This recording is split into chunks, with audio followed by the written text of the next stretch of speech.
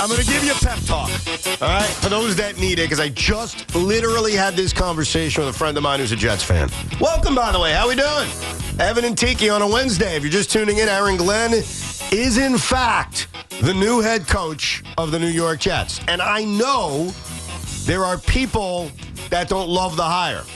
Now, for those that are not Jet fans, whatever. For those that are Jet fans, let me give you a comparison, even though you may reject my comparison. A few days ago, we swore in a new president. You may not have voted for the president. You may not even like the president, but you root for our country, and you hope that that president does a good job for all of us. I said that 4 years ago. I said that 8 years. I say it every time, okay? I say the same thing about this head coach.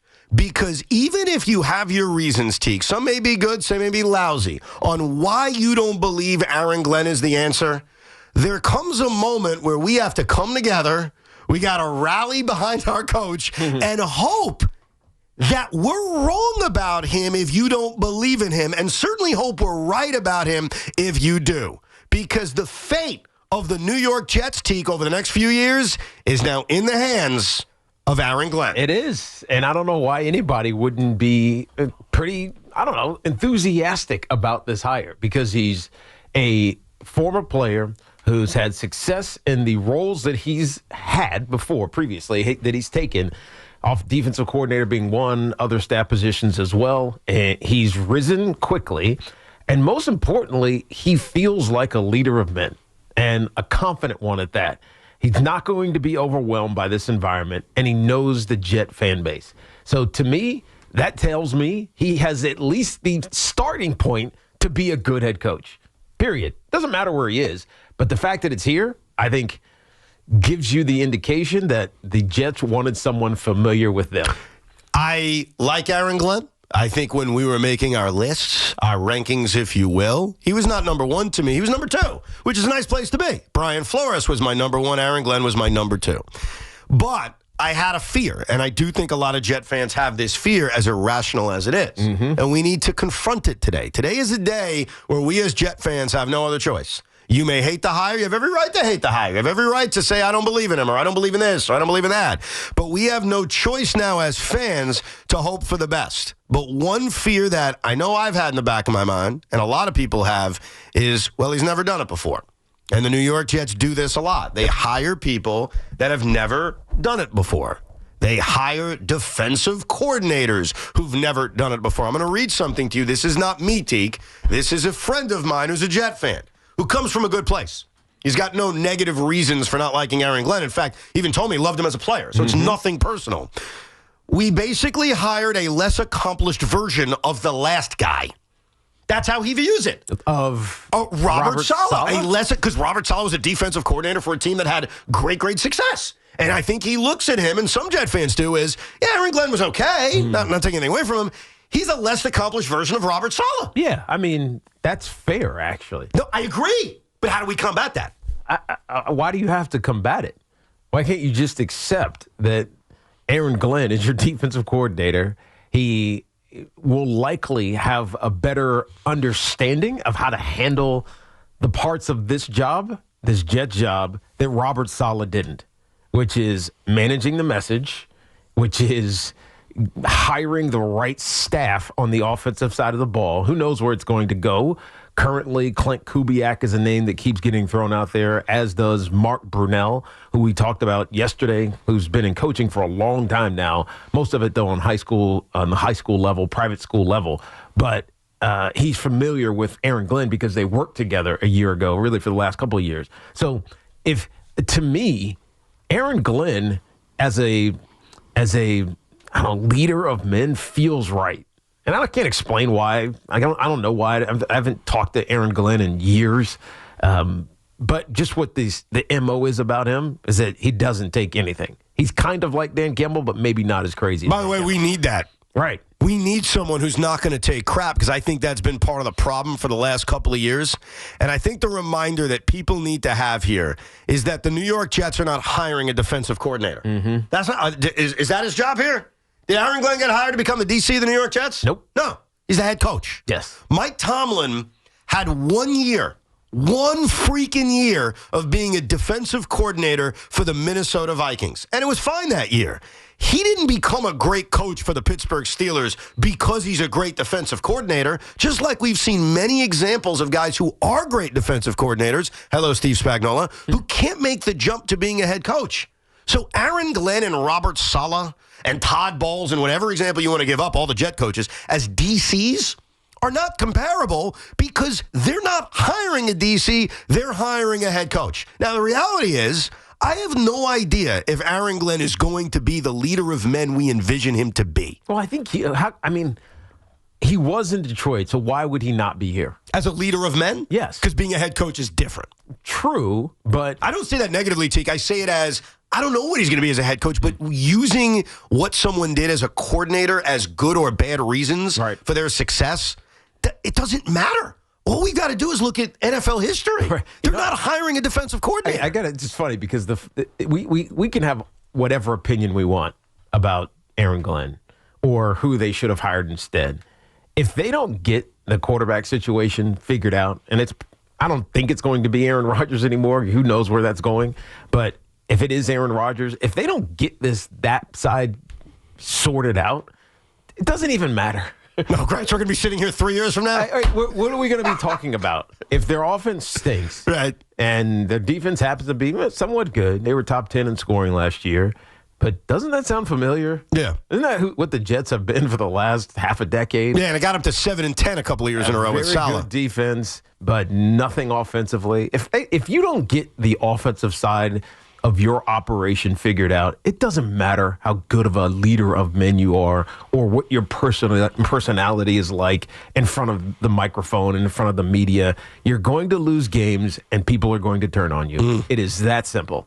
Really good coaches, like Brian Dable across the way, who won Coach of the Year in 2022, couldn't get it figured out for the last couple of years, and now every Giant fan can't wait to move on from him. Right? So it doesn't matter. Doesn't matter if you like the guy, you hate the guy. If you don't figure out how to score points and keep your team balanced, people are going to get tired of you. No, you're right. I'll tell you the other thing that he needs to do in a couple of years. I think that when you are hired by Woody Johnson, there's a clock, okay? There's a little clock up there. And that is the clock of, I'm going to let you do your job clock, okay? Because here's the thing about Woody Johnson. He'll hire somebody. He'll give you all the tools. He'll say, go win. Yeah. And if you don't succeed, he starts to get handsy. That's exactly what happened in the Robert Saleh world that we lived in with Joe Douglas. They had a chance to succeed. And you're actually right. The main reason they didn't succeed is because Joe Douglas got the quarterback wrong. That's a big, big part of it. Now, Robert Saleh made other mistakes along the way, but ultimately not having a quarterback, getting some of the worst production from the quarterback position 2 years ago while having a pretty damn good defense, led to 7-10. But Woody Johnson, and this is kind of the read I have on Woody, he's going to let Aaron Glenn and whomever they hire to be general manager, I think the assumption we all have is that Lance Newmark will eventually be announced as the guy, maybe as soon as today. I think Woody's going to allow these guys a couple of years to do their job. Yeah. And if they win games, maybe these are the guys we were waiting for. And maybe this is where this decrepit franchise that we love turns. But if it doesn't turn, what Woody Johnson does and what he did to Saleh and what he did to Douglas is he gets involved. And when he gets involved, you go to hell, which is exactly where the Jets went. It got worse. Right? We all know what happened this past year. Firing Robert Saleh was the dumbest thing they could have done. Woody getting involved in Joe Douglas trades and saying, don't make this trade or go make that. It's the worst thing that could happen. So I think Aaron Glenn and whoever the GM is, let's assume it's Lance Newmark. We'll keep you posted on that. I think they're going to get their chance to put their hands all over this franchise and be the leaders we were waiting for. Yeah, we'll get an idea of what that is once we see the details of the contract. I'm assuming it's a 4-year contract. Maybe it's a 5-year contract. I forget what the standard is these days for first-time head coaches, but you'll get an idea. Robert Saleh got 3+ years. It was in his 4th year. I can understand talking about it yesterday. If you're going to fire somebody, you might as well fire them early because you know they're not going to be your guy the next year. This was really around the realm of changing how head coaches can interview and what the process is, the timing is. So firing them early could be beneficial. But I think Woody Johnson with Robert Saleh knew that he didn't want him going forward. And so he ripped the Band-Aid off. Did it tank? It's not tank, but did it disrupt the season to a point where they couldn't recover and missed out on the playoffs despite playing better football down the stretch? Absolutely. So it was the wrong move for this year's team. But I think I got to trust that Woody knows when he does things right and when he does things wrong. I just have to trust that. I have to trust that. Yeah. I mean, if I was a Jet fan, I'd say, yeah, you're full of it, Tiki. But as just a fan, I don't know, an observer, an IFO. Actually, this would be an independent organization observer. So an IOO, I have to just trust that he knows that he messed up in that point, and he's going to stay at arm's length at least. I hope that that's the case. Even me, as a skeptical, this will all probably end badly no matter who they hire, Jet fan, I think Woody will give you time to prove you're capable of doing the job. So I don't think he's going to be handsy right away, but I think eventually, like he did with Robert Saleh and like he did with Joe Douglas, he gets involved. But I look at Aaron Glenn, and even though he fits that criteria of failure that we've had as Jet fans, a first-time coach who specializes on defense, it's not fair to Aaron Glenn. It is not fair to this man who played for our franchise to say he's Rex Ryan or he's Eric Mangini or he's Todd Bowles or he's Robert Saleh, because he's not. He's a completely different guy. True. He may come from the same background in terms of being a defensive coordinator who's a first-time head coach, and there are pitfalls with that. I understand. We went through it last week. When's the last time a defensive-minded coach won a Super Bowl not named Bill Belichick? I get all that. But you know what also I know? I want to win a Super Bowl. I'm sick and tired of waiting. I'm over 40 years old now. Joe Beningo, who will join us a little bit later on, he's even older than that. He's sick and tired of waiting. Before we get to a Super Bowl, they got to make the playoffs. They got to be a factor. And when I look at the NFL playoffs right now, I see Sean McDermott as a head coach, who, by the way, Teak, was a first-time head coach from the defensive side of the ball, and his team is in another AFC championship game. Right. I look over in D.C. Dan Quinn is a second-time head coach. But guess what he did in his first time as head coach? He got his team to the Super Bowl. Yeah. And he's got his team a game away from the Super Bowl this year. Right. So, yes, the winning the Super Bowl thing is the ultimate goal. As a Jet fan, I just want them to be good. I want to talk on January 22nd about a football game as opposed to a hire. That's what I'm sick of as a Jet fan.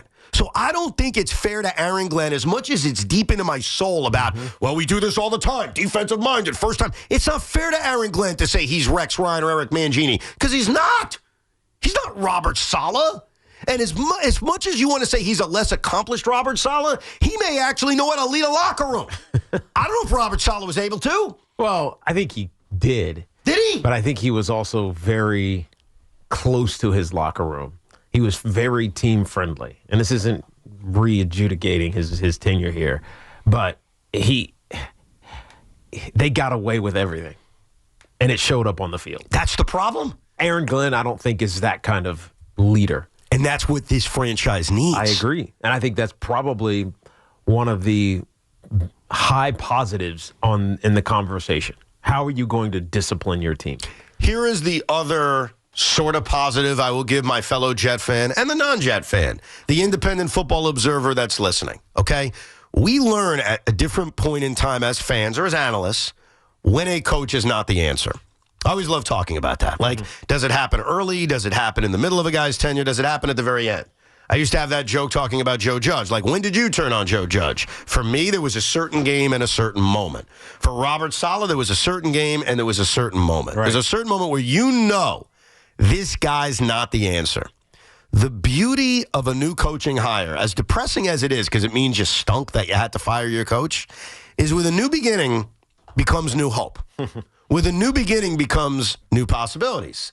The fact that Aaron Glenn, and you could replay this 2 years from now, Tommy, and laugh at me 3 years from now, whenever, and laugh that I said this, because I probably said it about Robert Saleh, I probably said it about Joe Judge, I probably said it about every single guy that's walked through these doors over the last 20 years. Maybe this is the guy we were waiting for. Maybe this is the guy. Why did you just roll your eyes, T? I didn't. I'm not rolling my eyes. I'm just, there's no panacea, right? There's no immediate solver of the problem. There's no miracle. It's not how it works. It takes a lot of hard work, and it takes, in some cases, luck of personalities meshing. But at the end of the day, it takes a quarterback. I'm going to keep coming back to it. After all this, go get a quarterback. Get somebody who's competent enough to not lose games for you, because that's why most games are lost in the NFL. I agree with you. I think there are many steps to turning your franchise around. Right. And there are a few teams we can look at as, hey, they did it. The Detroit Lions, the Houston Texans, the Washington Commanders. And I think all of them have the trifecta in common. It's not just finding the right head coach, which we hope the Jets did today in hiring Aaron Glenn. It's not just finding the right general manager, which we hope the Jets do whenever they officially hire their GM, but it's also that quarterback. Whether 4 more it's years. C.J. Stroud in Houston, whether it's Jaden Daniels in Washington, or in Detroit's case, a guy that you probably didn't even want at first in Jared Goff. You're right. It's a 3-step program to recovery. But on this day, January 22nd, 2025, we as Jet fans have a new hope. Our new hope is that those that are naysayers are wrong. Those that think this is the same old Jets, they're wrong. Those that think Aaron Glenn is just going to be like every other first-time head coach that comes here and gets eaten up by this organization, our hope is they're wrong. Help me, Obi-Wan Kenobi. Help me. You're our only hope. He's our only hope to start. We'll get to your calls. We will get to your reaction, positive and negative, 888-808-1019.